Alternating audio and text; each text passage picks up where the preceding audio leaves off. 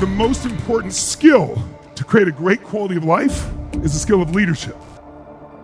Leadership doesn't mean you tell people what to do and they do it, or that people follow you. Leadership means you live life by your standards, that you won't settle unless you can do, be, share, create, or give. And what makes you a leader is one skill above any other skill. The minute you decide to serve other people, you become a leader. Because it isn't about you anymore. It doesn't matter what your position is in a company or in your family. The decision to truly serve, where it's not about you, gives you an energy and a power that most people don't have. But then the second thing is there's a skill to leadership. And the most important skill of leadership is influence. If you want to know what will change your life completely more than any other skill on earth, it's influence. Now, what does influence mean? It means the ability to change the thoughts, feelings, emotions, and actions of another person for a greater good. Now, you could be a negative influence, obviously. I'm not talking about that. But who do you have to be able to influence first if you're going to really be a good influencer? Who? Yourself. Everything in your life is controlled by your ability to influence yourself and others. But it starts with you. Influence is the skill that brings you in relationship with people. But what makes you a great influencer is you're able to do it to yourself, and then you're able to serve others and show them how to do it for theirs. And what I want to do today more than anything else is leave here where you know how to influence yourself. So if you don't feel like doing something, you can still get yourself to do it that fast. And the way we're going to do it is by understanding two distinctions.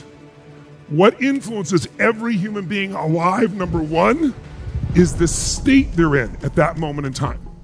The mental, emotional, physical state. Moment to moment, your life is controlled by your state. If you're in a pissed off state of mind, could you be nice and warm to people? Yes, but you won't be.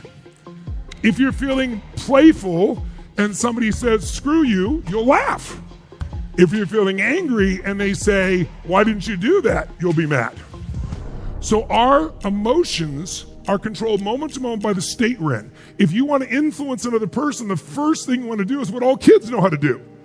Did you ever watch a kid say, I want an ice cream cone, and you say no, and 10 minutes later they're licking on one? How do they do that? They have no class on how to deal with rejection. I'll tell you what they do.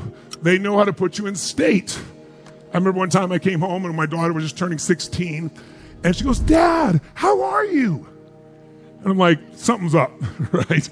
She's being overly enthusiastic. I love her, she loves me, but this is overly enthusiastic, right?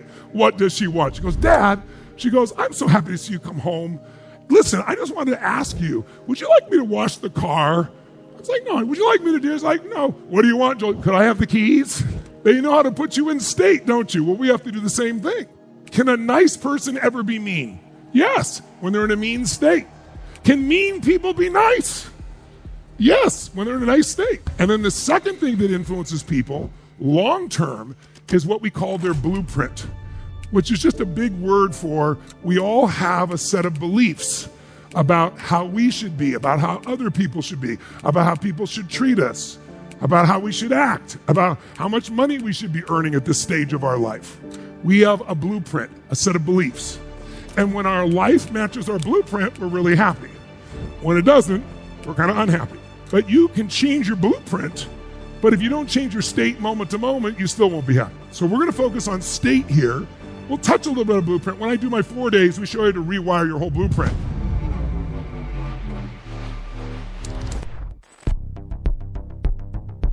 Everything we do is a pattern, but we're not aware of it most of the time. How many of you, for example, have something you want to change, you promised yourself to change, and you still haven't changed it? So why not? Well, because the pattern gets caught up in us and we start thinking we are this pattern. If you overeat, you don't know if you eat every moment. You overeat when you're bored, or you overeat when you're feeling lonely, or you overeat when you feel really stressed. If you smoke, same thing. You don't do it every moment. There's an emotional state that triggers it. And every emotion you feel is controlled by patterns inside you. And when I began to understand this, it became very easy to change myself because it wasn't this invisible force controlling me. It wasn't willpower. It was like, oh, these are the triggers that make me go.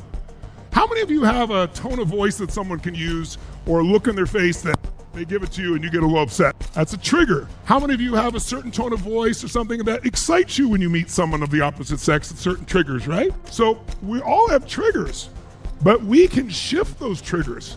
We can shape those triggers. And when I started to learn how to do that, everything changed.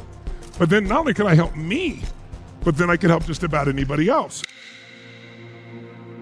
After years got better, I started getting the call from the biggest in the world, the greatest athletes in the world. I remember the first time Serena Williams called and she couldn't get herself on the tennis court in New York. And they called everybody, nobody do it, and they called me in. And I had to find the way to get her in state and change everything that couldn't change. I'd never done it before, but I had to succeed because otherwise everybody in the world would know I failed. That's a helpful tool. Sometimes it's nice not to have a net because you'll find a way. And then I figured that out. And then sure enough, I started working with people who are suicidal. And knock on wood, I've never lost one in 47 years. Even the most extreme behavior is a pattern. Why would someone try to commit suicide? There's only one reason. They believe living is more painful than dying. But if you change that and you unleash their imagination of dying or taking your own life could be painful for eternity or whatever is inside their head, they're not going to take their life. So I learned these tools. And then after a while, true story, I got a call from the President of the United States, President Clinton. So I was just 30 years old, and he says, Tony, they're going to impeach me in the morning. What should I do? They're going to impeach me in the morning. What should I do? I'm 31 years old. I go, could you call me sooner? He's like, it's tomorrow morning. But because I had to figure it out, I did. I figured out what to do to turn them around, so I get up and do that. The whole world stayed in their houses. Well, what did that do? It created a pattern that was even more sedentary than normal modern life, even lower energy. And it's been hard. Now people don't even want to go to work in some countries. In my country, people don't even want to go to work. Why should I come to the office? Well, because it's your job. Because that's how you earn money. When the government will just send me money. In my country, there are young people that say, why should I work? They stay home, live with their parents. There are a larger number of young males, 25 to 35, living at home than any time in American history.